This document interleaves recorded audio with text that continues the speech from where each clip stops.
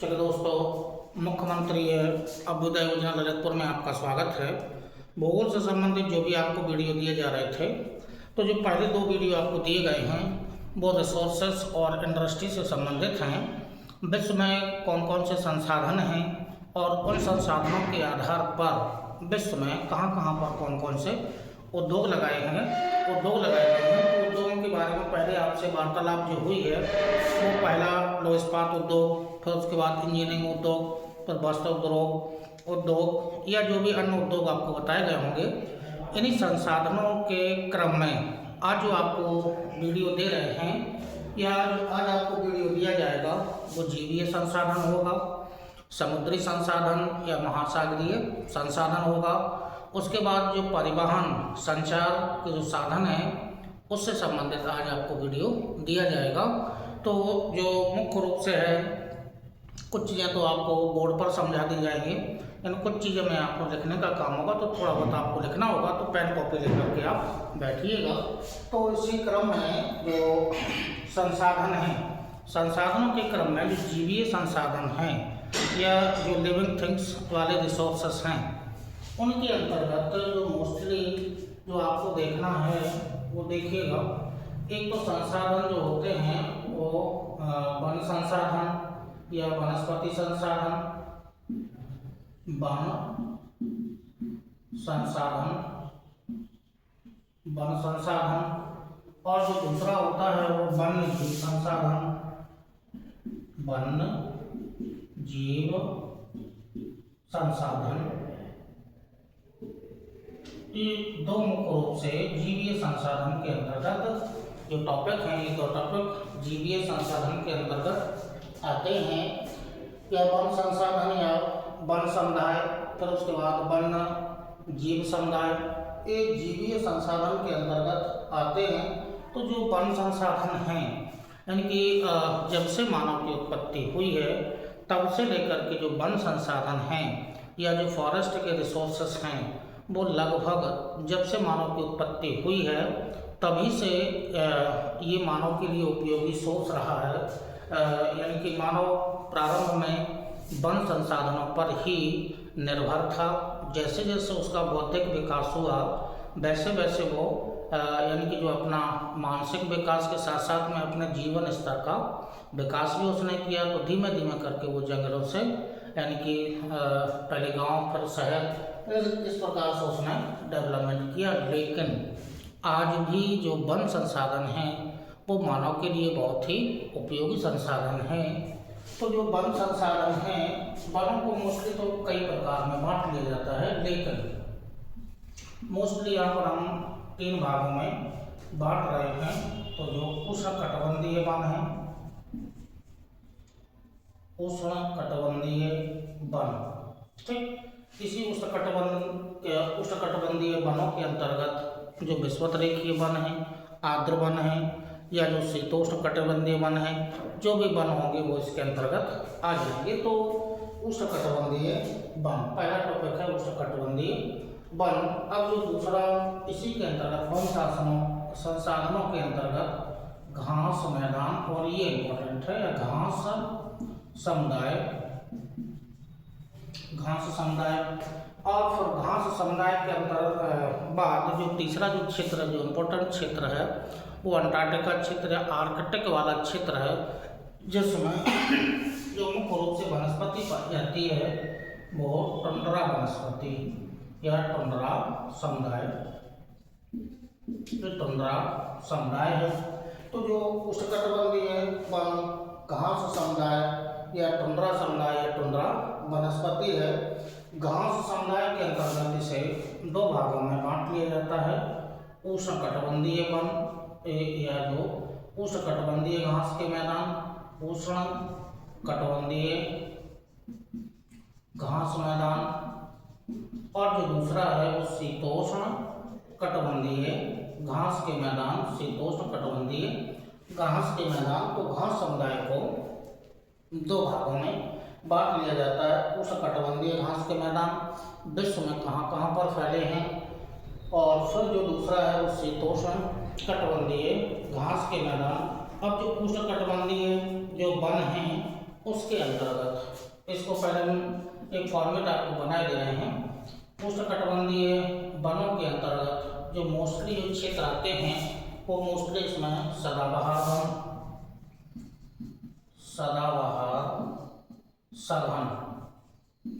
सदाबहार सघन वन और अर्ध शुष्क पतझड़ वन, अर्ध शुष्क पतझड़ वन, और उसके बाद जो तीसरी जो वनस्पति आती है वो मोस्टली आती है मरुस्थलीय या मरुस्थलीय वनस्पति या वन। ये उष्णकटिबंधीय समुदाय के अंतर्गत ये प्रमुख जो वनस्पति संसाधन हैं सदाबहार सघन वन, यह इनको विश्वत रेखीय वनों के नाम से भी इन्हें जाना जाता है। तो इन वनों का चूँकि महत्व मानव जीवन में बहुत ज़्यादा है, तो जो लकड़ी के उद्देश्य से है, कठोर लकड़ी के उद्देश्य से है, या कागज़ बनाने के जो लकड़ी का उपयोग किया जाता है, या जो वनों से प्राप्त होने वाले जो लाभ हैं मुख्य रूप से उस जो सदाबहार वन होते हैं इन्हीं वनों से प्राप्त किया जाता है। चूँकि इन वनों में विभिन्न प्रकार की वनस्पति की प्रजातियां पाई जाती हैं, और विभिन्न प्रकार की वनस्पति की जो प्रजातियां होती हैं उसमें जो विभिन्न प्रकार की जो मानव उपयोगी जो जड़ी बूटियां हैं या जो मानव से संबंधित उपयोगी जो वनस्पति है वो मोस्टली कहाँ पाई जाती है, सघन सदाबहार वनों में पाई जाती है। इसके बाद अर्ध शुष्क पतझड़ वन हैं, और ये इनकी मानव को आर्थिक दृष्टि से इनका बहुत ही ज़्यादा महत्व है। आर्थिक दृष्टि से मानव के लिए ये वन बहुत ही उपयोगी हैं। पतझड़ मतलब ऐसे वन जो ऋतु के अनुसार अपनी पत्तियां गिरा देते हैं, ऐसे वनों को पतझड़, या जो दूसरा नाम दिया जाता है इनको एक और नाम दिया जाता है मानसूनी वन।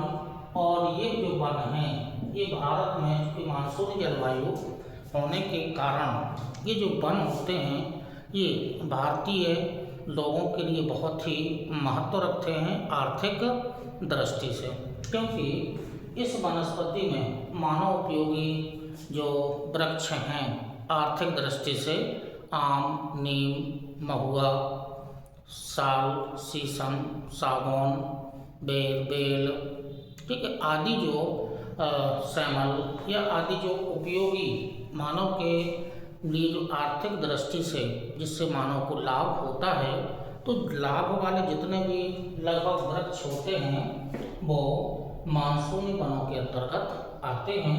उसके बाद जो मरुस्थलीय वन हैं, तो जो मरुस्थलीय वन हैं इनका विश्व स्तर पर जो विस्तार होगा, तो जो विश्व के जितने भी उष्णकटिबंधीय मरुस्थल होंगे वहाँ पर इस प्रकार की वनस्पति पाई जाती है। और इस प्रकार की वनस्पति में जो पत्तियाँ होती हैं वो मोटी होती हैं, कांटों के रूप में परिवर्तित होती हैं, जड़ें लंबी होती हैं, और जो पत्तियां होती हैं वो उनमें एक विशेष प्रकार का गुण पाया जाता है एब्सिसिस, जो हार्मोन्स होता है उसकी उपस्थिति होती है। जो पत्तियों में जो स्टोमेटा इनके जो रंध्र पाए जाते हैं, पत्तियों में जो स्टोमेटा या जो रंध्र पाए जाते हैं, तो कोई पत्ती है तो पत्ती की जो ऊपरी सतह होती है, ऊपरी सतह चिकनी होती है, ठीक है, लेकिन तो निचली सतह होती है उस निचली सतह में ऐसे छोटे छोटे छिद्र पाए जाते हैं, पोर पाए जाते हैं, छिद्र पाए जाते हैं। और यह छिद्र में जो एब्सिसिस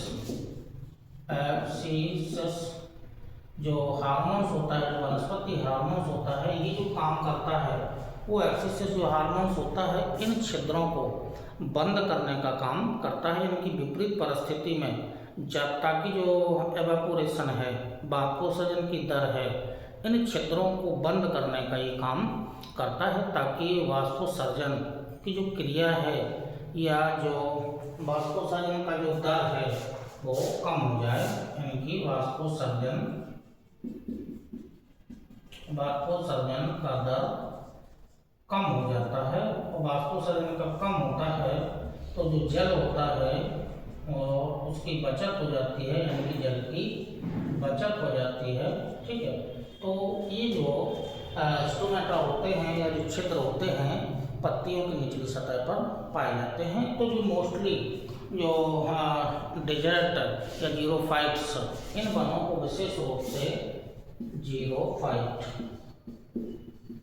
जीरोफाइट्स के नाम से इन्हें जाना जाता है, यानी कि मरुस्थलीय वनस्पति या जीरोफाइट के नाम से इन्हें जाना जाता है। तो जो मोस्टली हैं उष्णकटिबंधीय वनों के अंतर्गत सदाबहार, सघन वन, अर्धशुष्क पतझड़ वन, या इन्हीं को विशेष एक नाम दिया जाता है मानसूनी वन, जो आर्थिक दृष्टि से मानव के जीवन में बहुत ही उपयोगी वन है। फिर एट लास्ट में जो मरुस्थलीय वन है जिनको जीरोफाइट के नाम से जाना जाता है, उनकी क्या क्या विशेषताएं होती हैं। और इस वनस्पति में जो मरुस्थलीय वनस्पति होती है मुख्य रूप से झाड़ियाँ ही पाई जाती हैं। झाड़ियों के अलावा जैसे कैक्टस या नागफनी, बबूल, रामबास, खेजरी, इस प्रकार के जो वृक्ष हैं वो मरुस्थलीय जो क्षेत्र होते हैं या जो मरुस्थलीय जलवायु पाई जाती है जहाँ जहाँ पर वो उपयोगी होते हैं। तो ये जो वन हैं ये मानव के लिए अभी आगे जाकर के जो कागज उद्योग वगैरह लगाया जाएगा तो मोस्टली कागज उद्योग होगा, या जो मानव के लिए जो विभिन्न प्रकार के जो इमारती लकड़ी हुई या जो फर्नीचर की लकड़ी हुई या जो विभिन्न प्रकार की जो जड़ी बूटियाँ हैं, यानी कि वनों से प्राप्त होने वाले लाभ इन वनों से जुड़े हुए हैं। तो ये प्रमुख संसाधन हैं मानव के लिए, जो वन संसाधन है जिसमें उष्णकटिबंधीय जो वन होते हैं ये मानव के लिए बहुत ही उपयोगी होते हैं। अब उसके बाद आइएगा तो जो मुख्य रूप से जो घास के मैदान हैं, जो घास मैदान हैं ये भी मानव के लिए बहुत ही उपयोगी होते हैं। घास मैदान को दो भागों में बांट लिया गया है।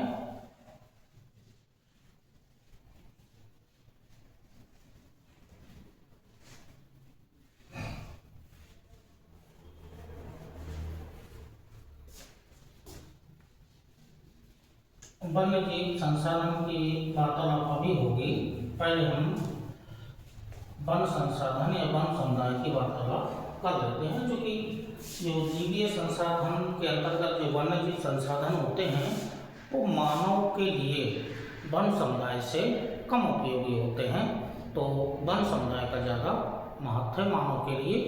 तो अब आते हैं घास मैदान।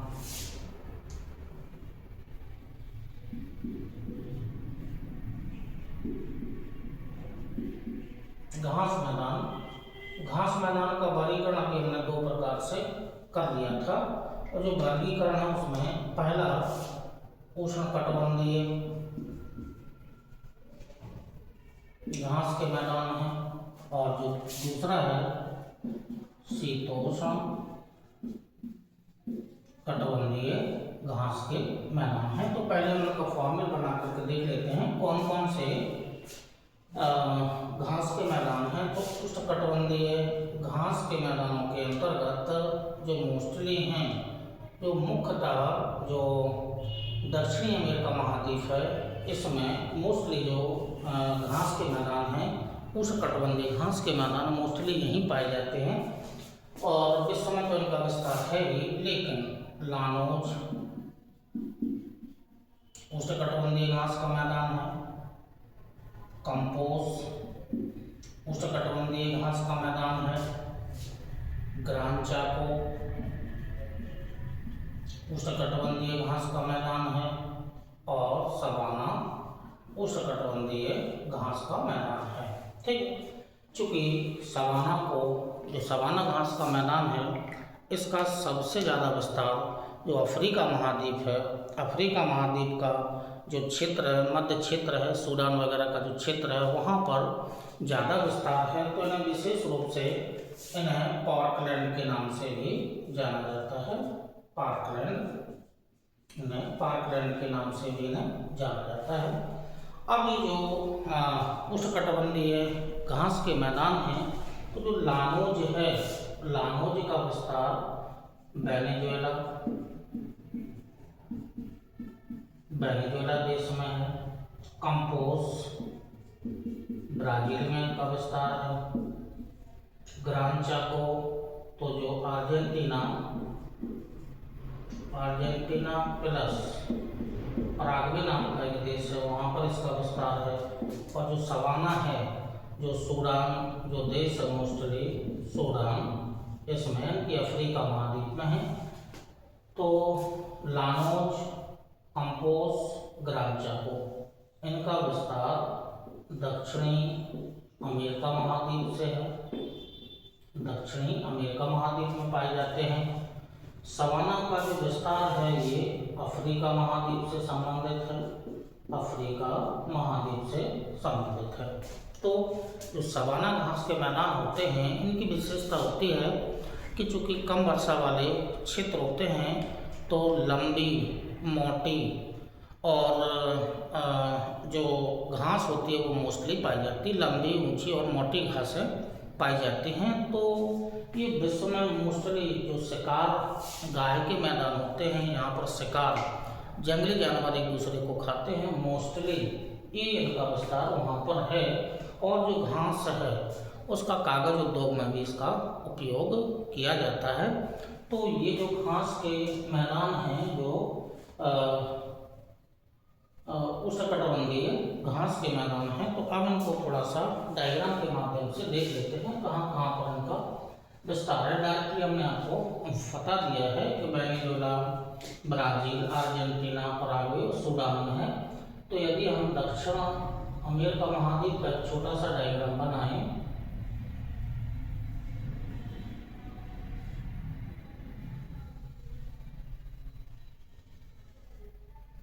जो दक्षिणी अमेरिका महाद्वीप है, ठीक, ये उत्तरी अमेरिका महाद्वीप है, ये दक्षिणी अमेरिका महाद्वीप है। दक्षिण अमेरिका महाद्वीप से यहाँ से होकर के 0 डिग्री, यहाँ से होकर के 23 साउथ, यानी कि मकर रेखा होकर के गुजरी है। ये पैसिफिक ओशियन का है और ये अटलांटिक ओशियन वाला क्षेत्र है, ठीक है। ये शॉर्ट में आपको डायग्राम बना। अब चूंकि जो 3 घास के मैदान हैं, लानोज, कंपोस, ग्रान चाको, इनका संबंध दक्षिणी अमेरिका महाद्वीप से है। तो जो लानोज है उसका विस्तार इस क्षेत्र में ऐसे करके यहाँ फैला हुआ है। ये लानोज घास का मैदान है, लानोज घास का मैदान है। अब आएंगे जो कंपोस है, वो इस क्षेत्र में इसका विस्तार है। ब्राजील के पूर्वी भाग में कंपोस घास का मैदान।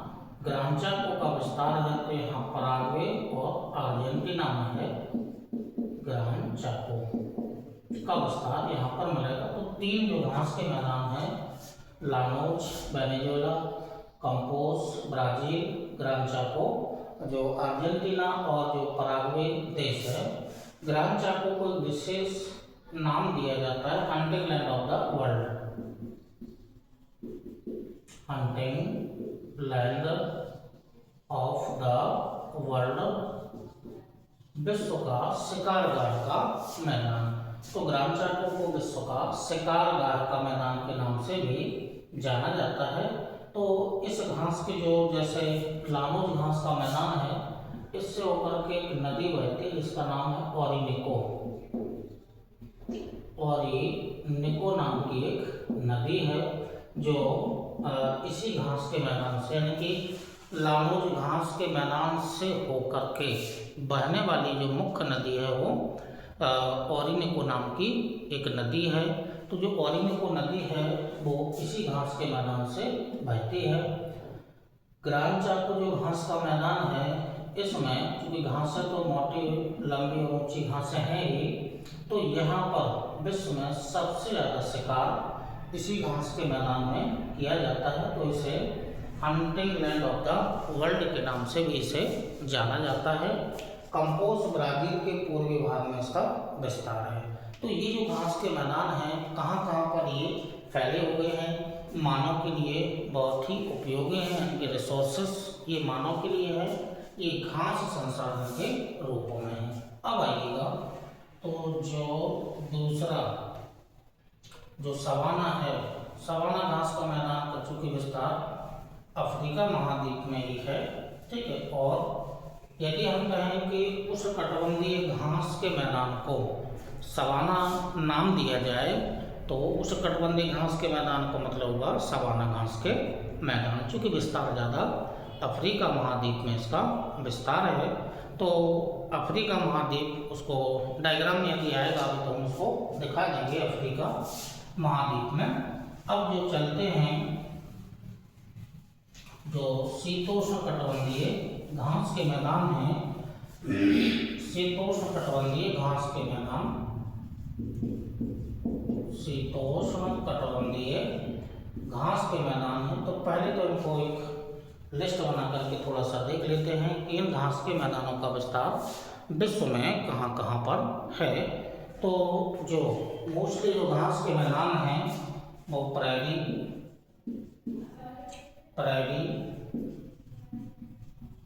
पंपास,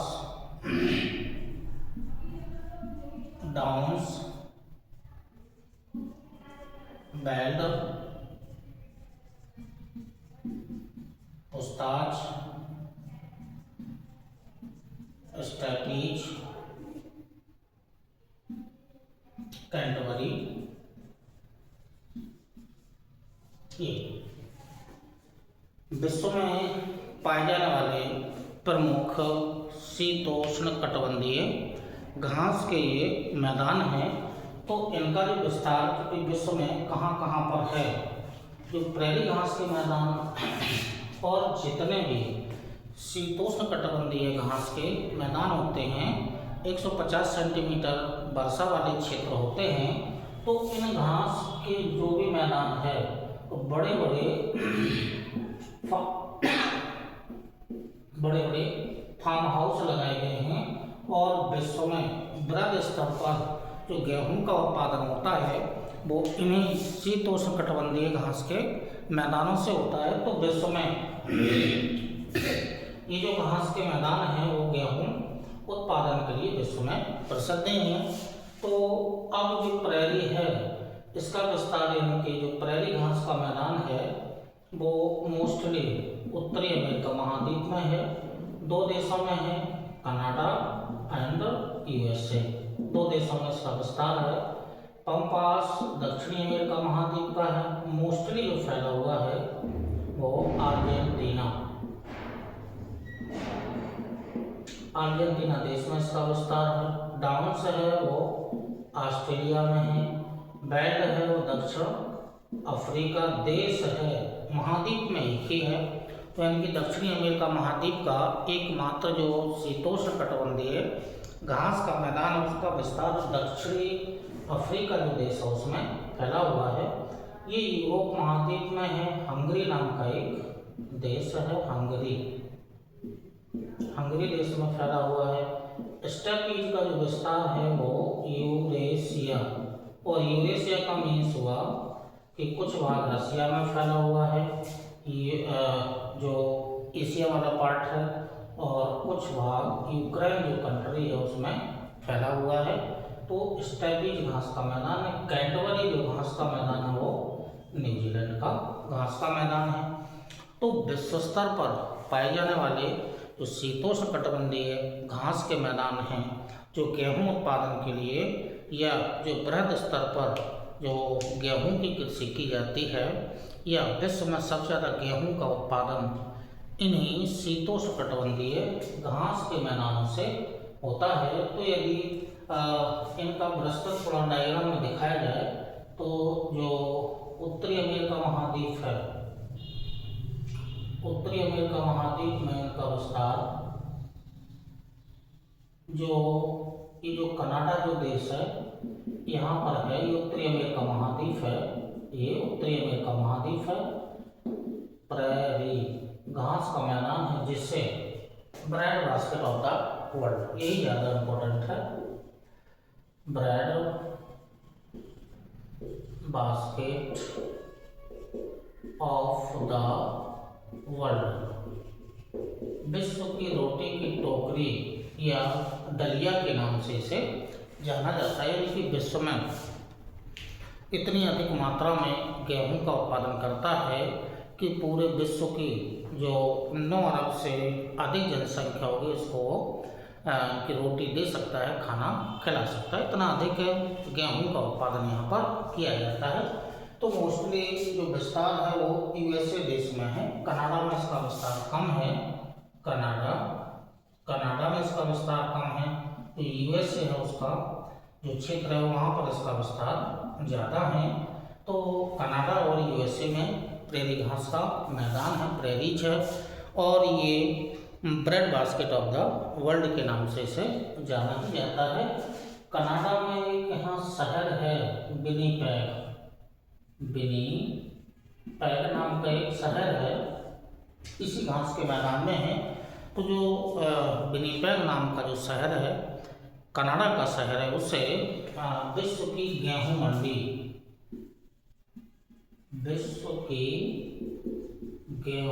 मंडी के नाम से इसे जाना जाता है। यानी विश्व की सबसे बड़ी जो गेहूं की मंडी है वो विनिपेग है, कनाडा का एक शहर है। ठीक है, तो ये हो गया है प्रेरी घास का मैदान। अब इसी से यदि हम जोड़ेंगे तो जो दक्षिणी अमेरिका महाद्वीप है, यहाँ पर जो मुख्य जो घास का मैदान है वो पाया जाएगा। तो ऐसे अर्धचंद्राकार रूप में ये ऐसे फैला हुआ है और ये दक्षिणी अमेरिका है। अब ये जो है घास का मैदान है वो पंपास घास का मैदान है, जो मोस्टली जो इसका विस्तार है वो अर्जेंटीना देश में है। कुछ भाग पराग्वे में इसका भी, पराग्वे देश में भी इसका कुछ विस्तार है। तो अर्धचंद्राकार रूप में अर्जेंटीना देश में फैले हुए घास के मैदान को पंपास के नाम से जाना जाता है। यहाँ एक विशेष प्रकार की जोंडा जो पवन होती है वो गर्म शुष्क पवन होती है, जबकि एक इसी घास के मैदान के नाम पर पेम्पेरो पवन चलती है जो ठंडी पवन है। तो इसी घास के मैदान के नाम पर पवन का भी नाम दिया गया। तो प्रेरी हो गया है, पंपास हो गया है। अब आइएगा तो जो ऑस्ट्रेलिया देश में, ये तो 2 महाद्वीप हो गए हैं, यहाँ पर इनका विस्तार हो गया है। और जो पंपास घास का मैदान है अर्जेंटीना देश में तट पर बाल्टिस नाम का एक प्रायद्वीप है। इस बाल्टिस प्रायद्वीप पर जो एक गेहूं निर्यातक बंदरगाह है, गेहूं जो बंदरगाह है वो बाहिया ब्लांका है। तो अर्जेंटीना में इसी घास के मैदान वाले क्षेत्र में बाहिया ब्लांका नाम का एक बंदरगाह शहर है, बाल्टिस प्रायद्वीप पर होगा। तो इसे गेहूं निर्यातक बंदरगाह के नाम से जाना जाता है। अब जो प्रेरी है, पंपास है, उसके बाद जो डाउन्स है, तो डाउन्स का विस्तार है वो ऑस्ट्रेलिया देश में है। तो ऑस्ट्रेलिया देश में जो मुख्य लोकेशन यदि हम बनाएंगे तो ऑस्ट्रेलिया देश में इसका विस्तार है। तो ये ऑस्ट्रेलिया देश है जो एक नदी का अफवाह क्षेत्र है, मर्रे डार्लिंग नदी अफवाह है, मर्रे डार्लिंग नदी का अफवाह क्षेत्र है। इसी नदी के अफवाह क्षेत्र में ये जो डाउन्स है, डाउन्स घास के मैदान का विस्तार है। तो जो मर्रे डार्लिंग नदी का जो अफवाह क्षेत्र है ऑस्ट्रेलिया देश में, इसी नदी के अफवाह क्षेत्र में, बेसिन क्षेत्र में घास के मैदान का विस्तार है, जिसे डाउन्स के नाम से जाना जाता है। तो ऑस्ट्रेलिया में हो गया। यहीं यदि आएंगे न्यूजीलैंड में, तो न्यूजीलैंड में चूँकि 2 द्वीप हैं, एक द्वीपीय है, एक द्वीपीय है। तो जो उत्तरी द्वीप है और ये दक्षिणी द्वीप है, दक्षिणी द्वीप में यहाँ नीचे जो घास का मैदान है उसका नाम कैंटरबरी घास के मैदान का विस्तार है। ठीक है, तो ऑस्ट्रेलिया महाद्वीप में 2 घास के मैदान हैं। ऑस्ट्रेलिया देश में डाउन्स घास का मैदान है और न्यूजीलैंड में कैंटबरी घास का मैदान है। तो ये दो घास के मैदान ऑस्ट्रेलिया महाद्वीप के अंतर्गत हो गए हैं। अब इसी क्रम में प्रेरी पम्पास डाउन्स और कैंटबरी तक हो गया है। अब बेल्ट जो बचता है, अब जो बेल्ट घास का मैदान है, यदि हम अफ्रीका महाद्वीप की लोकेशन को दिखाएं तो ये अफ्रीका महाद्वीप की ये लोकेशन होगी। ये अफ्रीका महाद्वीप की लोकेशन होगी।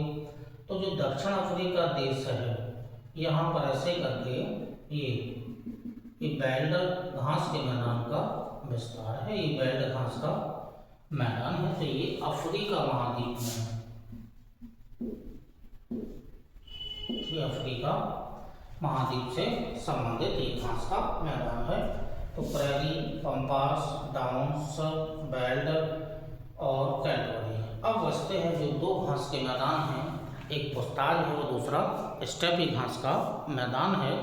और ये जो दो घास के मैदान बचते हैं उनकी लोकेशन, क्योंकि यूरोप और एशिया दोनों महाद्वीपों में हैं। अब ये दोनों महाद्वीप हैं, यूरोप और एशिया, चूँकि जुड़े हुए हैं, यदि हम लोकेशन बनाएं, ये यूराल पर्वत है, यूराल माउंटेन है, ये व्हाइट सी है, ये बाल्टिक सी वाला क्षेत्र है, ये आइबेरियन प्रायद्वीप है, ये इटली है, रोमानिया है, ब्लैक सागर वगैरह क्षेत्र यहाँ से लगे हुए हैं। तो हमें जो मोस्टली लोकेशन दिखाना है, एक तो ये पोस्ताज घास का मैदान है, हंगरी देश में है पोस्ताज, ठीक। ये पोस्ताज घास का मैदान है जिसका विस्तार हंगरी देश में है। अब जो घास का मैदान ये यूरोप है और ये एशिया वाला क्षेत्र है, बड़ा क्षेत्र है, इसका विस्तार है। तो यहाँ जो घास का मैदान फैला है वो स्टेपीज घास का मैदान फैला हुआ है, जो यूरोप में भी है और एशिया में भी है। तो विश्व में पाए जाने वाले जो प्रमुख शीतोष्ण कटिबंधीय घास के मैदानों का विस्तार है। इससे पहले आपको जो वन समुदाय के अंतर्गत, वन संसाधनों के अंतर्गत, पहले तो उष्णकटिबंधीय समुदाय, उष्णकटिबंधीय वनों का बारे में आपको जानकारी दी थी। फिर जो दूसरा टॉपिक था वो घास समुदाय, जिसमें उष्णकटिबंधीय घास के मैदान और शीतोष्ण कटिबंधीय घास के मैदानों का विस्तार है। या कहाँ पर इनकी लोकेशन है, विश्व स्तर पर यह डायग्राम के माध्यम से आपको दर्शा दिया गया है। इसी क्रम में जो टुंड्रा वनस्पति है, जो टुंड्रा वनस्पति जो तीसरा जो समुदाय था, उसमें टुंड्रा वनस्पति का क्षेत्र है।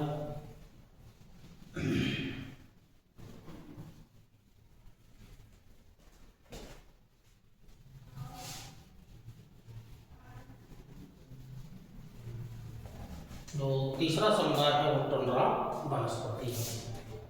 टुंड्रा वनस्पति या टुंड्रा समुदाय, ये टुंड्रा समुदाय है। चूँकि इस प्रकार का ये समुदाय है जो मोस्टली जो ध्रुवीय क्षेत्रों से संबंध रखता है। यदि हम ग्लोब पर इनकी चर्चा करें तो जो 66.5 डिग्री के बाद का जो क्षेत्र है, मोस्टली उत्तरी जो नॉर्थ हेमिस्फीयर है और ये साउथ हेमिस्फीयर है।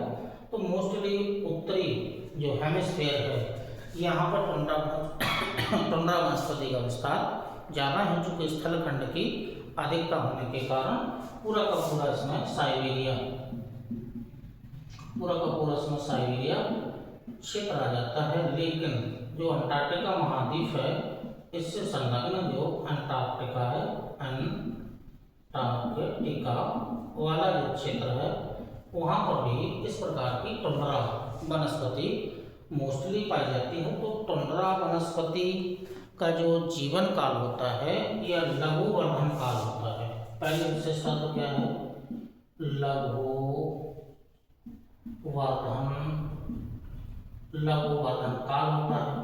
मतलब जो भी वनस्पति जो यानी कि 8 से 9 महीने तक ध्रुवीय क्षेत्रों में जहाँ पर बर्फ जमी रहती है, और जो ग्रीष्म काल में 2-3 महीनों के लिए जब बर्फ पिघल जाती है, मैदानी क्षेत्र निकल आता है, तो मैदानी क्षेत्र निकलने से कम समय वाली यानी कि 2-3 महीने तक जीवित रहने वाली वनस्पति का यानी कि वनस्पति का ग्रो हो जाता है या उसका उत्पत्ति हो जाती है या वो उगाते हैं। तो ऐसी वनस्पति में मुख्य रूप से झाड़ियाँ पाई जाती हैं, मॉस हुआ, लाइकेन हुआ या जो शैवाल हुआ, ये उगाते हैं।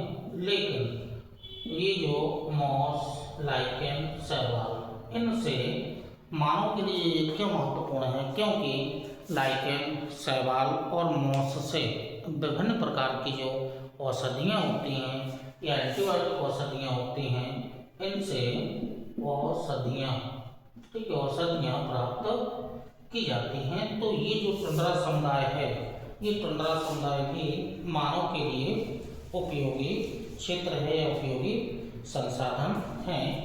अब जो मोस्टली जो बात कर लेते हैं कि विश्व स्तर पर ऐसे कौन कौन से देश हैं जहाँ पर जो वनस्पति की सघनता है या वन आवरण है या वनों का जो प्रतिशत है वो ब्राज़ील, कनाडा और जाइले, ये क्रम से हैं। यानी कि विश्व स्तर प्रतिशतता, तो पहला देश है ब्राज़ील, जो दूसरा देश है वो कनाडा और जो तीसरा देश है वो है जाइले। यानी कि इन देशों के कुल भौगोलिक क्षेत्रफल का कितने प्रतिशत वनावरण है या वनों का प्रतिशत पाया जाता है? तो ब्राज़ील में 13.4% भाग पर 13.4% भाग पर वनों का विस्तार है। कनाडा में 10.9% भाग पर इसका विस्तार है। और जो जाइले, जो अफ्रीका महाद्वीप का देश है, वहाँ पर 4.47 कुल भौगोलिक क्षेत्र का विस्तार है। तो यानी कि विश्व में सबसे ज़्यादा जो वन आवरण है या वनों का प्रतिशतता है वो ब्राज़ील विश्व में प्रथम स्थान पर है, क्योंकि कुल भौगोलिक क्षेत्रफल का 13.4% है। उसके बाद कनाडा और उसके बाद जायरे या कांगो का स्थान, जायरे या कांगो देश का स्थान आता है। और ये जो यानी जो मोस्टली जो दो देश हैं, इन देशों से होकर के विषुवत रेखा होकर के गुजरी है। ब्राज़ील से विषुवत रेखा गुजरी है, जहाँ पर सैलवास वन पाए गए थे। विषुवत रेखी क्षेत्र में या अमेजन नदी बेसिन क्षेत्र में जो पाए जाने वाले जो वन थे उनको सैलवास एक विशेष नाम दिया था। ये पहले वार्तालाप आपसे पहले हो चुकी है। इसके बाद जो जायरे या जो कांगो देश है, इससे होकर के भी विषुवत रेखा होकर के गुजरी है। तो विषुवत रेखी क्षेत्र में ताप और वर्षा अधिक होने के कारण सघन और सदाबहार वनस्पति पाई जाती है। तो प्रतिशतता यहाँ है। कनाडा का जो क्षेत्र है वो साइबेरिया वाला जो क्षेत्र है, यहाँ पर भी कठोर लकड़ी वाले ऊंचे ऊंचे शीतोष्ण कटिबंधीय वनों की सघनता पाई जाती है। तो कनाडा देश में भी वनों का प्रतिशतता ज़्यादा है। तो जो अभी आपसे वार्तालाप हुई है वो वार्तालाप किस स्तर पर हुई है कि जो हमारे जो जीवीय समुदाय हैं, जिनके अंतर्गत वन समुदाय और वन्य जीव समुदाय आते थे, तो इसमें पहले टॉपिक पर हमने आपसे बात की है और वो वन समुदाय और मानव के लिए क्या क्या या क्यों उपयोगी हैं इन पर बात की है। तो ये जो तीसरा था वो टुंड्रा प्रदेश या इस क्षेत्र में पाई जाने वाली वनस्पति। अब जो दूसरी तरफ है, अब वो दूसरी तरफ थोड़ा सा देख लेते हैं, वन्य जीव समुदाय।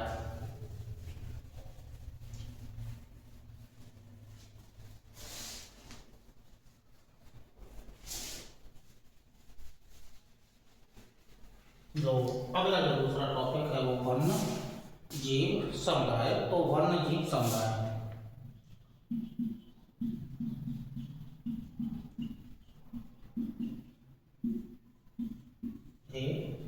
वन्यजीव समुदाय। जो अगला टॉपिक है जीवीय समुदाय के अंतर्गत, वन्य समुदाय के अंतर्गत शाकाहारी और मांसाहारी जीव जंतु आते हैं। तो जो प्राचीन काल से या जब से मानव की उत्पत्ति हुई थी तब से प्रारंभ में जो मानव था वो वनस्पति पर निर्भर था। धीमे धीमे वो आगे की ओर बढ़ा तो उसने पशुओं को मार करके या पशुओं से अपना भोजन लेना प्रारंभ किया। तो धीमे धीमे करके जैसे सभ्यता या सभ्य मानव होता गया है वैसे वैसे जंगली जानवरों को मारकर खाने या उनसे भोजन प्राप्त करने की जो प्रोसेस है वो धीमे धीमे करके कम हो गई। लेकिन जहाँ पर वन्यजीव समुदाय, जहाँ जैसी वनस्पति होगी, विश्वोत्तरी के सघन सदाबहार वन होंगे तो वहाँ पर उसी प्रकार की यानी कि जीव जंतु पाए जाएंगे। यानी कि जैसी क्लाइमेट होगी, जैसी जलवायु होगी, उसी प्रकार के जीव जंतु पाए जाते हैं। क्योंकि जीव जंतु और वनस्पति का आपस में संबंध है। क्योंकि वनस्पति जो क्षेत्र है या जो वन है वो जंगली जीव जंतुओं के लिए आश्रय देते हैं, ठीक है, उनके लिए सहारा देते हैं। तो इस कारण से जंगली जीव जो जंतु हैं उनकी जो अधिक जनसंख्या वो सघन सदाबहार या विश्वोत्तरीय वनों में ही पाई जाती है। उसी प्रकार की वनस्पति, जैसी वनस्पति होगी वैसे जीव जंतु या क्लाइमेट होगी, उसी प्रकार के जीव जंतु पाए जाएंगे। मरुस्थलीय क्षेत्र में है तो मरुस्थलीय जंतु पाए जाएंगे, या टुंड्रा वनस्पति है, मानसूनी वन है, या जो अन्य प्रकार के जो वन हैं, ठीक है, उसी प्रकार के जीव जंतु पाए जाते हैं। और वन और वनस्पति में आपस में संबंध है। वन और वन्यजीव दोनों मानव के लिए एक संसाधन के रूप में है, जीवीय संसाधन के रूप में है। तो जो वन्यजीव समुदाय है एक यहाँ एक बैलेंस बना रहता है। वनस्पति को खाने वाले शाकाहारी होंगे और शाकाहारी को खाने वाले मांसाहारी होंगे। लेकिन मानव बन गया है सर्वाहारी, जो शाकाहारी को भी खा सकता है, यानी कि फूल पत्ती वनस्पति भी खा लेता है और जीव जंतुओं का भक्षण भी कर लेता है। तो चूंकि यहाँ एक प्राकृतिक रूप से बैलेंस है, शाकाहारी को खाने वाले मांसाहारी ही होंगे, मानव उसमें पहले शामिल नहीं था। लेकिन एक सर्वाहारी के रूप में मानव को यहाँ पर रखा गया है। तो वन समुदाय की अपेक्षा जो वन्य जीव हैं वो मानव के लिए कम ही उपयोगी हैं। तो मानव के लिए उपयोगी कम ही हैं, हाँ, लेकिन मानव के द्वारा अत्यधिक शिकार किया गया है या इनसे प्राप्त होने वाली जो लाभदायक जो चीज़ें हैं, ठीक है, वो इनसे प्राप्त कर ली जाती हैं। जैसे गैंडा हुआ तो उसके गैंडा जो हाथी होता है उसके सींग से कुछ नशीली दवाएं बनाई जाती हैं। या जो रेड डियर हुआ, कस्तूरी मृग हुआ, हाथी हुए, चीता हुआ, बाघ हुआ, इनसे हमें कुछ उपयोगी, कुछ तो रहीसी के लिए उपयोगी, राजा महाराजाओं के द्वारा उनकी खाल को निकालना, सींग का उपयोग करना, हाथी के दांतों का उपयोग विभिन्न प्रकार की औषधियों में करना। तो मानव ने जब प्रारंभ हुआ था तब मानव और जीव जंतुओं में अच्छा घनिष्ठ संबंध था। लेकिन जैसे जैसे विकास हुआ तो मानव ने अपने लाभ के लिए शाकाहारी और मांसाहारी जंतुओं को मारना प्रारंभ कर दिया। तो जो वनस्पति सघनता में एक जो संतुलन है वो बिगड़ गया। तो हमें इसको पर्यावरण की दृष्टि से हमें इसे बनाए रखना होगा, यानी कि जंगली जीव जंतुओं का जो शिकार है बहुत कम करना होगा या फिर उसे बंद करना होगा। तो ये वन्य जीव संसाधन हैं, मानव के लिए उपयोगी हैं। अब इसी क्रम में चूँकि वनस्पति समुदाय पढ़ लिया है तो वनस्पति समुदाय से संबंधित, क्योंकि जो मोस्टली जो वनों से प्राप्त इमारती लकड़ी होती है, जड़ी बूटियाँ प्राप्त होती हैं, हमें ऑक्सीजन मिलती है और एक प्रकार से जैव विविधता के संरक्षक भी होते हैं। और साथ साथ में इनसे हमें कुछ विभिन्न प्रकार की औषधियाँ, जड़ी बूटियाँ ये मिलती हैं। और जो लकड़ी का उपयोग है वो फर्नीचर के रूप में है, इमारती लकड़ी के रूप में है। तो मुख्य रूप से जो कागज उद्योग है वो वनों पर आधारित है। कागज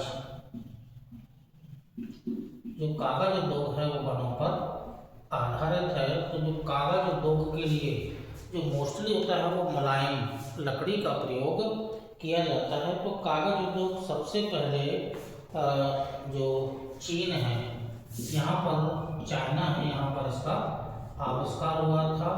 और प्रथम कागज का उपयोग या कागज का आविष्कार चीन के द्वारा ही किया गया था। तो जो कागज उद्योग है उसके लिए मुलायम लकड़ी की आवश्यकता होती है, जल की आवश्यकता होती है और ऊर्जा की आवश्यकता होती है, तब जाकर के कागज उद्योग को लगाया जाता है। तो जो कच्चे माल के रूप में है कहाँ से भी उपयोग में लाई जा सकती है, लेकिन मोस्टली जो वन होते हैं जहाँ से मुलायम लकड़ी की प्राप्ति होती है वहाँ से हम, और उसके लिए जल ऊर्जा की प्राप्ति आवश्यक है, तो कागज उद्योग लगा देंगे। और विधि चूंकि दो ही अपनाई जाती हैं कागज उद्योग के लिए, दो विधि, एक तो होता है यांत्रिक विधि और दूसरा होता है रासायनिक विधि। ठीक है, तो यांत्रिक विधि का जब आविष्कार हुआ था उसके बाद जो यांत्रिक विधि है उसका ज़्यादा महत्व था। लेकिन वर्तमान में जो रासायनिक विधि है, इसका ज़्यादा महत्व है। तो वर्तमान में रासायनिक विधि का अधिक महत्व है। ठीक, अब जो कागज उत्पादन में विश्व स्तर पर कौन कौन से देश हैं, तो सबसे ज़्यादा कागज का उत्पादन यूएसए में, ठीक है, सबसे ज़्यादा यूएसए में होता है। उसके बाद चाइना में होता है, और चाइना के बाद यानी कि विश्व में प्रथम स्थान पर कागज के उत्पादन में यूएसए देश प्रथम स्थान पर, उसके बाद चाइना है, उसके बाद जापान और कनाडा। जापान एंड फोर्थ स्थान पर है कनाडा। ठीक है, तो ये घटते क्रम में, ठीक है, ये नंबर 1 पर, ये 2 पर, 3 पर और ये 4 पर विश्व स्तर पर इनका उत्पादन है। भारत के बारे में आपको अलग से जो भारत के बारे में जो संसाधन से संबंधित जो भी वीडियो दिया जाएगा उससे हम भारत में जोड़ देंगे कि कौन सा राज्य प्रथम स्थान पर है, कौन सा द्वितीय स्थान पर है। तो ये जो रिसोर्सेस से संबंधित जो जीवीय संसाधन हैं या जो अब तक आपको वीडियो दिए गए हैं उनमें एक उद्योग कागज उद्योग भी था जो वनों पर आधारित है, घास पर आधारित उद्योग है। इसी क्रम में आगे आपको जो समुद्री संसाधन होते हैं वो समुद्री संसाधन मैराइन रिसोर्सेस, समुद्री संसाधन के बारे में इसी क्रम में आगे आपको देते हैं। ये आपको जीवीय संसाधन से संबंधित जो वीडियो दिया गया था, इसी जीवीय संसाधन में जो महासागरीय संसाधन हैं वो जीवीय संसाधन के अंतर्गत ही आते हैं। तो जो अगला जो संसाधन वाला टॉपिक है वो समुद्री संसाधन या महासागरीय संसाधन। ये टॉपिक चूंकि इम्पोर्टेंट है, विभिन्न प्रकार के संसाधन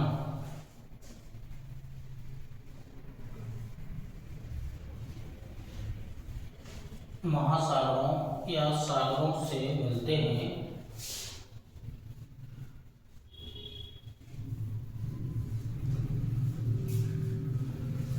संसाधनों में जो अगला संसाधन है वो सागरीय संसाधन।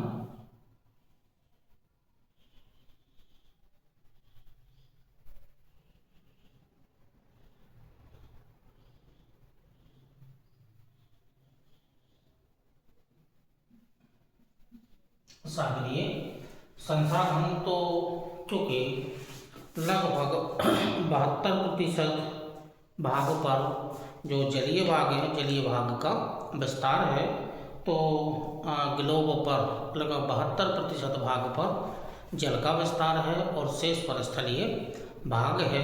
तो जो सागरीय जो संसाधन है उसका महत्व मानव के लिए अधिक उपयोगी है। तो इस संसाधन में थोड़ा आपको नोट करना होगा, तो थोड़ा सा नोट कर लीजिएगा, थोड़ा लिख लीजिएगा, उसके बाद फिर डायग्राम बनाते हैं। सागरीय जीवों के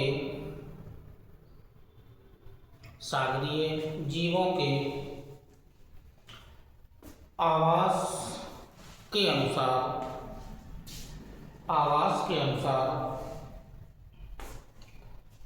सागर को ऊपर से नीचे की तरफ 3 मंडलों में विभाजित किया गया है। 3 मंडलों में विभाजित किया गया है।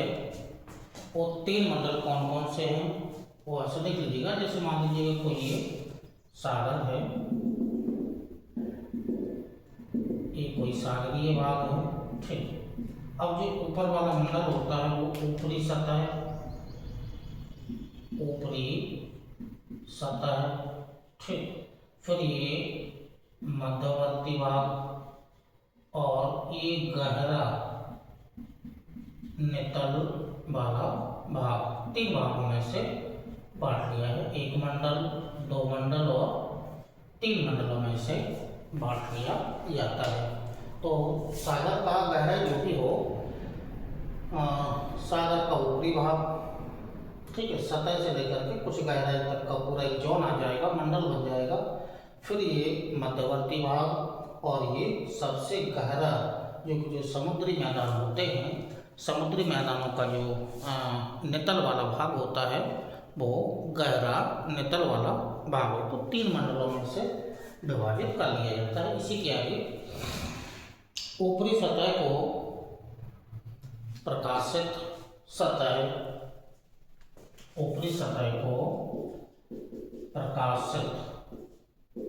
सतह के नाम से भी जाना जाता है, क्योंकि इस सतह में सूर्य का प्रकाश कुछ गहराई तक चला जाता है। तो ऊपरी सतह को प्रकाशित सतह कहा जाता है। इस मंडल में एक कोशिकीय जीव, वनस्पति, प्लैंक्टन्स, इस क्षेत्र में प्लैंक्टन्स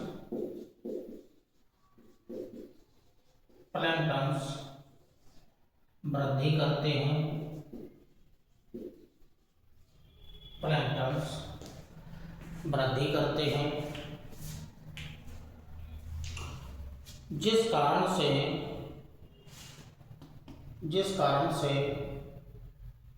इस मंडल को सागरीय चारागाह, इंपॉर्टेंट है,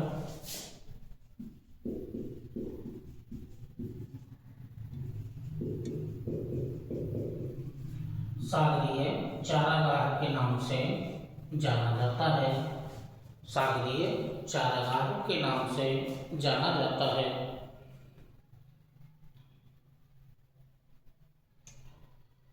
सागरीय पर्यावरण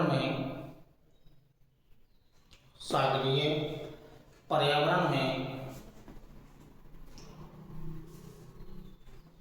विकास करने वाले पौधे तथा जंतुओं को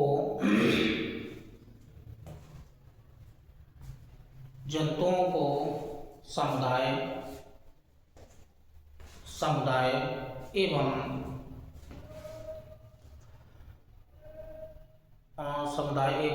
उनके आवासीय पर्यावरण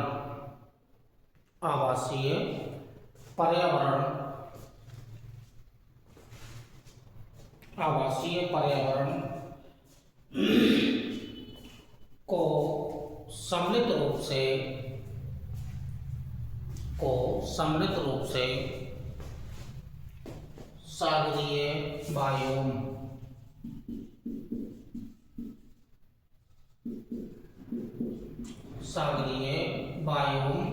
कहा जाता है। सागरीय बायोम कहा जाता है। सागरीय बायोम कहा जाता है। इन बायोम्स को निम्न भागों में वर्गीकृत किया जाता है।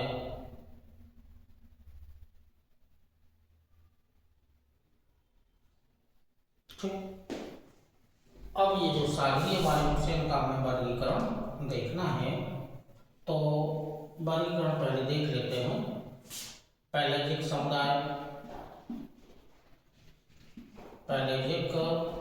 समुदाय और जो दूसरा होता है वो बैंथम। ठीक है, बैंथम समुदाय दो भागों में से बांट लिया जाता है।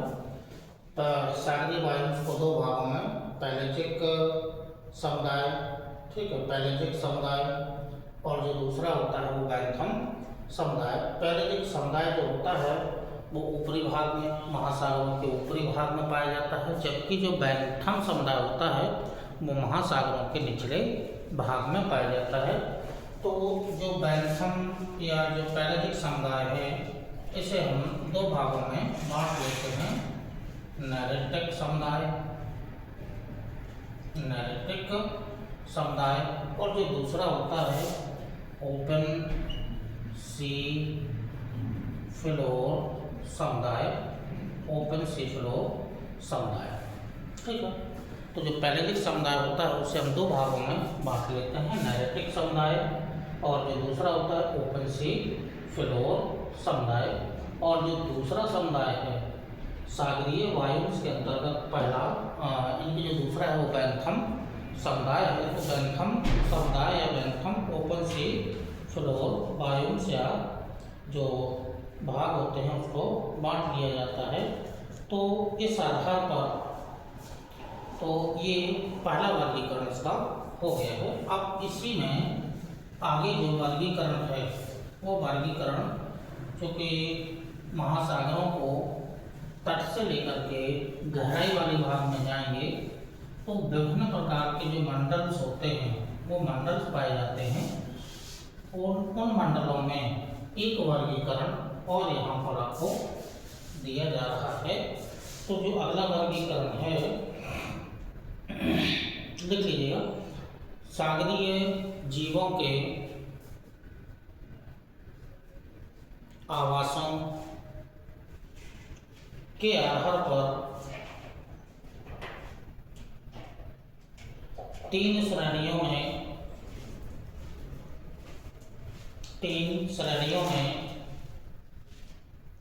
बांटा गया है। और तीन श्रेणियां क्या क्या हैं? पहला है प्लैंकटन समुदाय,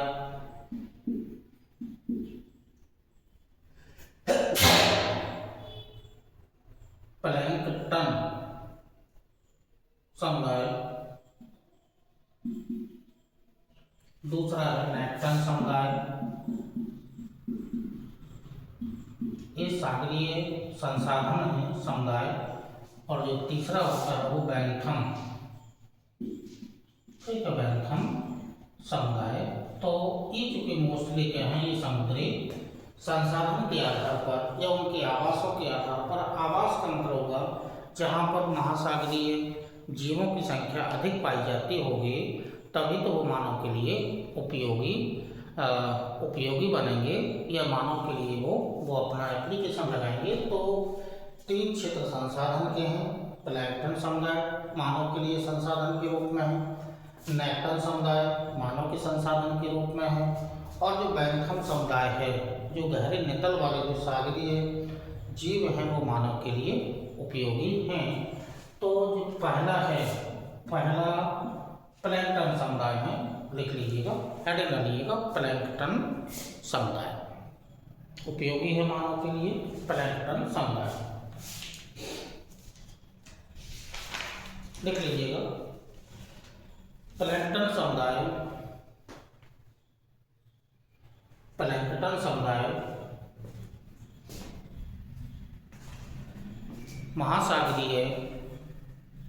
महासागरीय जीवों या बायोम के अंतर्गत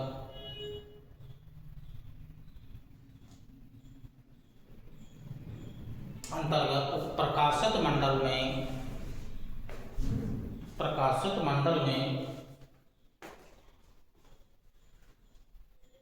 उतराने वाले सूक्ष्म पौधे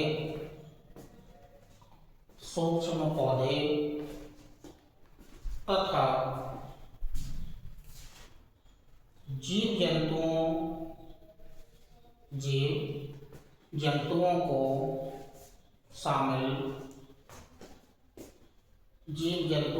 शामिल किया जाता है। मतलब सूक्ष्म पौधे प्लस सूक्ष्म जीव, इनको शामिल किया जाता है। पौधे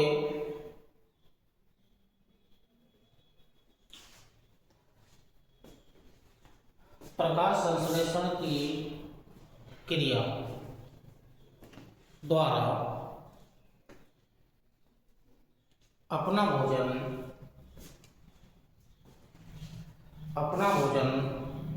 स्वयं बना लेते हैं और इन्हें उत्पादक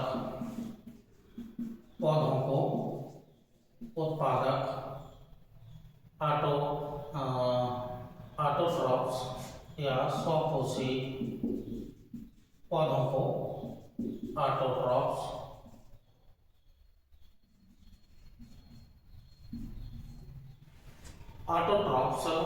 या स्वपोषी या उत्पादक कहा जाता है।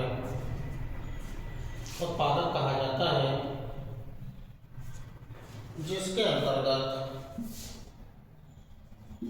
शैवाल और डायटम, इंपॉर्टेंट है, अंडरलाइन कर लेना, शैवाल और डायटम प्रमुख पौधे हैं।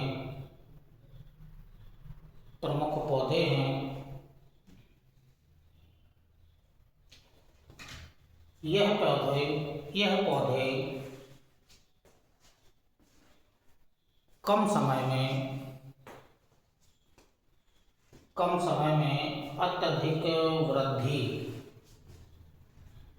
में अत्यधिक वृद्धि करते हैं।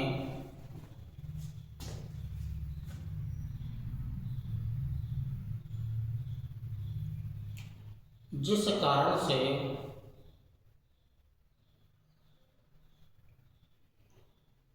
गहरा आवरण छा जाता है। इसे सागरीय चारागाह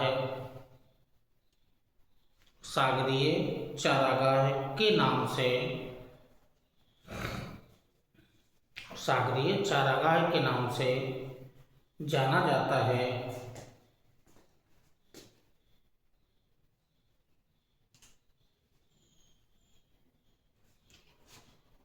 कुछ लाल भूरे शैवाल लाल भूरे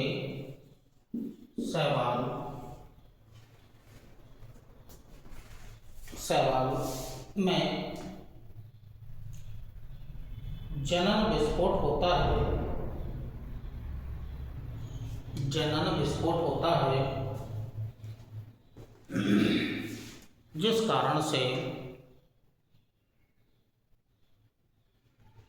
इन शैवालों में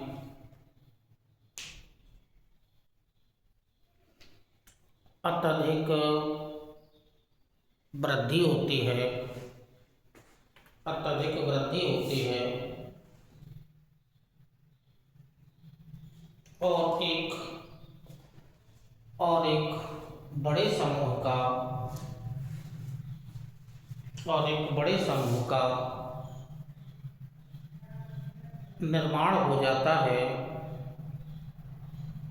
बड़े समूह का निर्माण हो जाता है, जिसे लाल ज्वार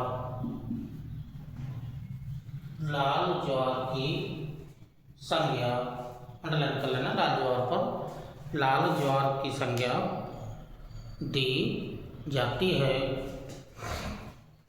लाल ज्वार की संज्ञा दी जाती है।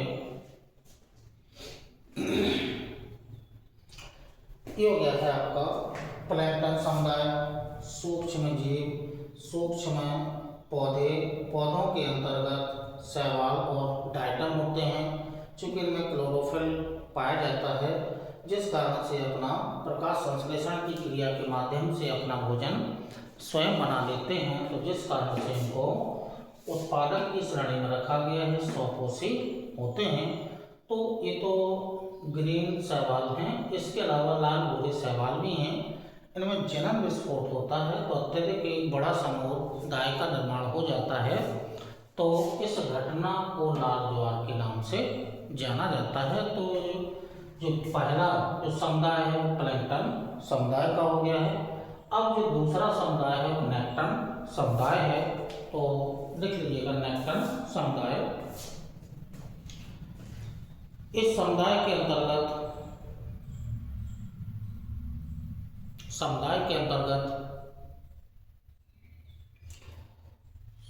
सागरीय जल की विभिन्न गहराइयों में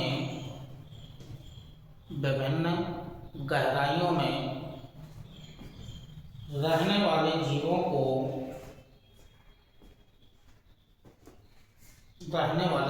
को शामिल किया जाता है,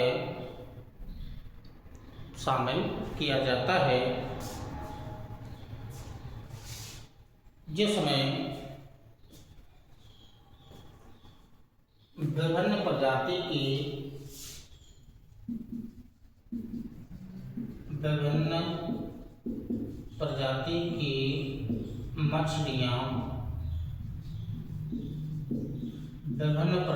की मछलियाँ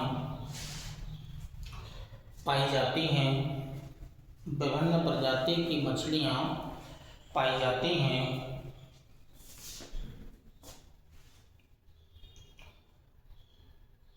जिसमें दो वर्ग होते हैं, जिसमें दो वर्ग होते हैं।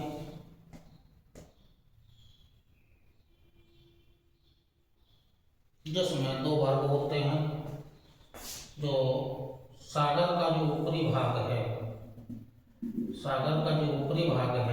ठीक है, ऊपरी भाग में जो मोस्टली जो मछली पाई जाती हैं, जो मोस्टली मछलियाँ पाई जाती हैं, वो मुख्य रूप से जो ऊपरी भाग में है, साल एक प्रजाति है मछली की साल, और निचले वाले भाग में जो मोस्टली जो मछली पाई जाती है वो मुख्य रूप से ये जो निचले वाले भाग में है ये व्हेल, ठीक है, व्हेल मछली मुख्य रूप से पाई जाती है। तो सागर तल के जो ऊपरी वाला भाग है, एक प्रजाति मछली की है साल और दूसरी प्रजाति मछली की है व्हेल। तो तो साल जो होती है वो ऊपरी भाग में पाई जाती है और जो व्हेल होती है वो निचले वाले भाग में पाई जाती है। और दोनों ही प्रजातियों की जो मछलियां हैं ये मानव के लिए एक जीवीय संसाधन के रूप में हैं। तो ये मानव के लिए जीवीय संसाधन के रूप में है। अब जो प्लैंक्टन समुदाय के अलावा नेक्टन समुदाय के बाद अब आता है लास्ट का है वो बैंथम समुदाय है। तो हेडिंग डाल लीजिएगा बैंथम समुदाय। इसके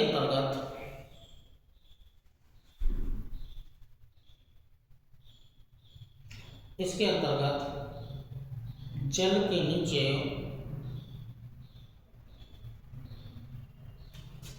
सागरीय नेतल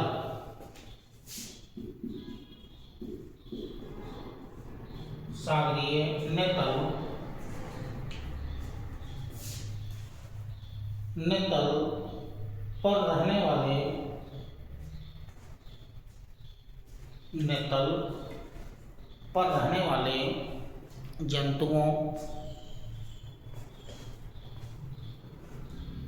और पौधों को शामिल किया जाता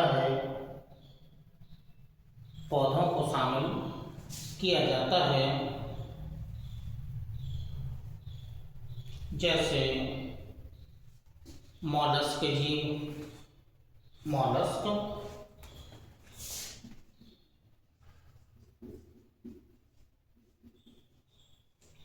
हो गए हैं, ऑक्टोपस हो गया है, मॉलस्क, ऑक्टोपस और शार्क, ये भी मछली है शार्क। मछलियां प्रमुख रूप से पाई जाती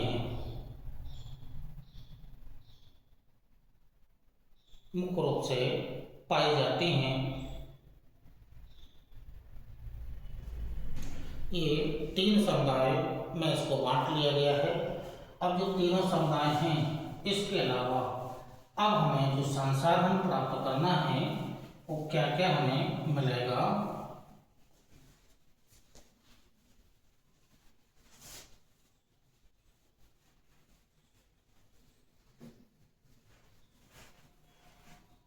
महासागरीय क्षेत्र से एक वर्गीकरण हो गया है। अब जो संसाधन हैं, अब विभिन्न प्रकार के संसाधन होंगे। संसाधनों के अंतर्गत यदि हम देखें तो जो पहला संसाधन है वो खाद्य संसाधन के रूप में है। खाद्य संसाधन के रूप में क्या क्या आएगा वो यहाँ पर हम लिस्ट बनाएंगे। जो दूसरा है वो खनिज संसाधन के रूप में है, खनिज संसाधन के रूप में है। 2 संसाधन हो गए हैं। जो तीसरा होगा वो सागरीय खनिज संसाधन के रूप में हो जाएगा। सागरीय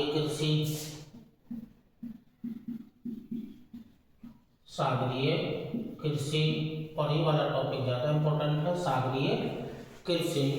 फिर उसके अलावा जो सागरीय जंतु संवर्धन, सागरीय जंतु संवर्धन। इसके अलावा जो सागरीय ऊर्जा संसाधन, ये इम्पोर्टेंट है,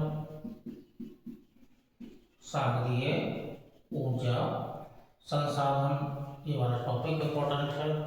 ठीक है। उसके अलावा जो सागरीय जो विटामिन और औषधीय संसाधन, इसी के अंतर्गत विटामिन्स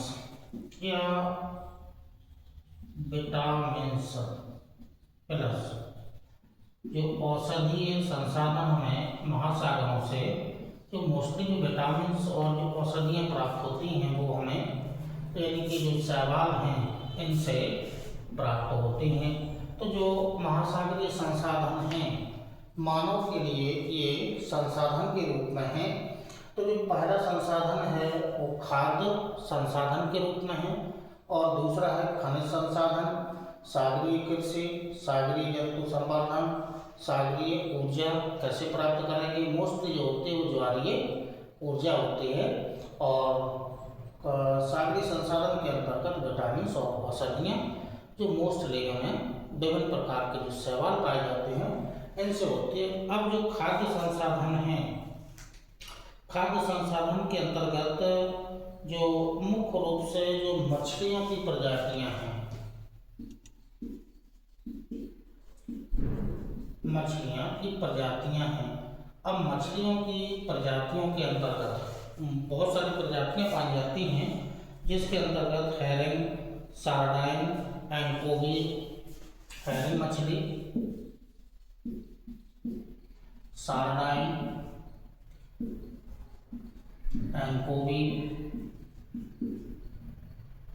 ये एंकोवी मछलियों की ये प्रजातियां हैं। तो जो एंकोवी हैं इनको क्लूपियोड के नाम से जाना जाता है। ये जो है क्लूपियोड के नाम से इन्हें जाना जाता है। इसके अलावा जो मछलियों की और कुछ प्रजातियां होती हैं, विश्व प्रसिद्ध प्रजातियां हैं, जैसे कॉड, हेडेक, हैक। कॉड मछली, हेडेक और हैक नाम की मछली की प्रजातियां हैं। इनको ग्लूपियोड के नाम से जाना जाता है। इनको ग्लूपियोड के नाम से जाना जाता है। तो ये जो मछलियां हैं खाद्य संसाधन के रूप में हैरिंग, सारडाइन, एंकोवी, कॉड, हेडेक और हैक। तो इनका वर्गीकरण है कि जो ऊपर के तीन हैं इनको क्लूपियोड कहा जाता है और नीचे के तीन हैं उनको ग्लूपियोड के नाम से जाना जाता है। तो ये खाद्य संसाधन के रूप में मोस्टली जो मछलियाँ पाई जाती हैं ये खाद्य संसाधन के रूप में हैं। अब खाद्य संसाधन के रूप में जो क्षेत्र हैं वो जो मछलियाँ पकड़ी जाती हैं मोस्टली जो पकड़ी जाती हैं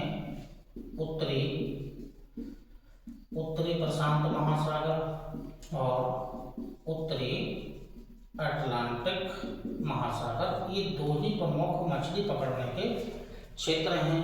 तो जो उत्तरी प्रशांत महासागर है जहाँ पर ठंडी और गर्म जलधाराएं मिलती हैं वो क्षेत्र जो जापान का होक्काइडो द्वीप है,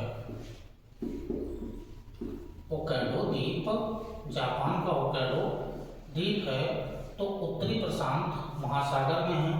यहाँ पर आयोसेवो और क्यूरोसेवो की गर्म और ठंडी जलधाराएं आपस में मिलती हैं, कोहरा बनता है और प्लैंकटन समुदाय इन जलधाराओं की ठंडी जलधाराएं अपने साथ लाती हैं। तो जो प्लैंकटन जो समुदाय है ये जो वनस्पति है ये मछलियों का प्रिय भोजन है। तो इनको खाने के लिए, प्लैंकटन्स को खाने के लिए मछलियाँ बहुत दूर दूर से होक्काइडो द्वीप के पास में एकत्रित हो जाती हैं और मछली पकड़ने का एक बृहद केंद्र बन जाता है। इसके अलावा जो उत्तरी अटलांटिक महासागर है इसमें जो न्यूफाउंडलैंड द्वीप है,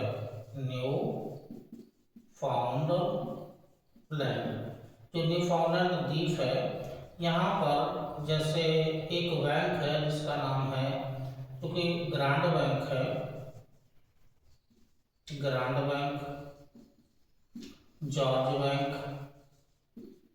पियरे बैंक, ठीक है, या और भी बैंक है।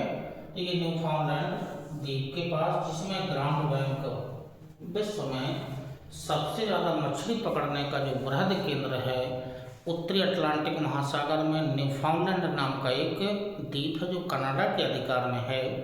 वहाँ ग्रांड बैंक है, वो मछली पकड़ने का विश्व का सबसे बड़ा बृहद केंद्र है।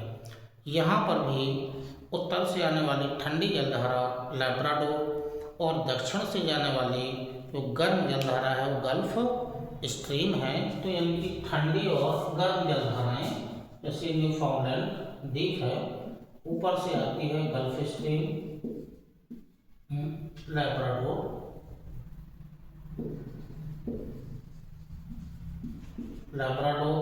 जो कि ठंडी जलधारा है, ये अपने साथ प्लैंकटन को लाती है और नीचे से जाती है गल्फ स्ट्रीम, गल्फ स्ट्रीम और ये ठंडी और गर्म जलधाराएं यहाँ पर मिलती हैं, कोहरा बनता है, बहुत सारी घटनाएं घटती हैं और ये अपने साथ प्लैंटन को लाती है। तो इस क्षेत्र में दूर दूर से मछलियाँ एकत्रित हो जाती हैं। तो यहाँ का जो मोस्ट इम्पोर्टेंट जो बैंक है वो है ग्राउंड बैंक है। इसके अलावा जॉर्ज बैंक है, फियरे बैंक है या ब्राउन बैंक है। तो ये प्रमुख मछली पकड़ने का क्षेत्र हो जाएगा। अब उत्तरी अटलांटिक महासागर में का ये भाग है जो उत्तरी सागर है, नॉर्थ सी, उत्तरी सागर। उत्तरी सागर में एक बैंक है जिसका नाम है डॉगर बैंक। डॉगर बैंक, ये जो बैंक है ये भी विश्व में मछली पकड़ने का बृहद केंद्र है। क्योंकि उत्तरी अटलांटिक महासागर का है तो उत्तरी अटलांटिक महासागर प्रशांत महासागर की अपेक्षा अधिक मछली पकड़ने का एक बृहद केंद्र है। और जो मछली है वो खाद्य संसाधन के रूप में मानव के लिए उपयोगी है। तो खाद्य संसाधन के रूप में यह जो बहुत सारी कॉस्मेटिक वस्तुएं बनाई जाती हैं, कॉड जो लीवर का तेल वगैरह है, ये भी औषधियों में प्रयोग किया जाता है। तो जो इसी क्रम में खाद्य संसाधन के बारे में मुख्य रूप से मछलियाँ हो गया है। खनिज संसाधन के रूप में जो महाद्वीपीय मार्ग तट वाले क्षेत्र हैं वो खनिज संसाधन के रूप में विकसित हैं। अब जो सागरीय कृषि होती है महासागरों में, जो सागरीय कृषि होती है जिसे चूँकि बृहद स्तर पर कृषि होती है, सागरीय कृषि होती है। विशेष रूप से जो सागरीय कृषि का मतलब होगा मछली का पालन या जो अन्य जीव हैं, जो समुद्री जीव हैं उनका पालन। तो सागरीय क्षेत्रों में मनुष्य द्वारा कुछ विभिन्न प्रकार की खास विधियाँ लगाई जाती हैं और उन जीवों को पुष्ट आहार खिला करके उनके शारीरिक विकास को बढ़ाया जाता है और उत्पादन में वृद्धि की जाती है ताकि जो कम समय में इनकी उनकी वृद्धि को बढ़ाया जा सके और बाजार में इनको बेचा जा सके। तो इस कृषि को सागरीय कृषि भी कहा जाता है या जल कृषि, जल कृषि के नाम से भी इसे जाना जाता है। अब विभिन्न देशों में इस जल कृषि के नाम अलग अलग हैं। जैसे जापान में कहा जाता आयस्टर नाम से जाना जाता है। आयस्टर जापान में कहा जाता है, जल कृषि है, सागरीय कृषि है। जापान में इसे आयस्टर के नाम से जाना जाता है। और जो इटली में है कॉर्प कृषि के नाम से इसे इटली में इसे जाना जाता है विशेष रूप से। और एक और कृषि को नाम दिया जाता है वो मिल्क कृषि।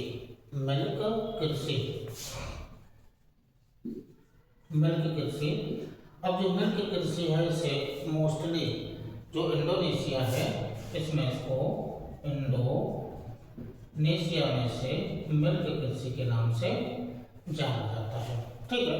तो जो जल कृषि है, ठीक है, मानव के द्वारा समुद्र तटीय क्षेत्रों में या विशेष क्षेत्र में विशेष विधियां लगा करके जो सागरीय जीव हैं इनका संवर्धन किया जाता है। मतलब इनको पुष्ट आहार खिला करके इनमें वृद्धि की जाती है और कम समय में अधिक मात्रा में वृद्धि कर ली जाती है। तो ऐसे जो कार्य हैं वो जापान में होते हैं, इटली में कार्य किया जाता है और इंडोनेशिया में इस प्रकार के कार्य किए जाते हैं।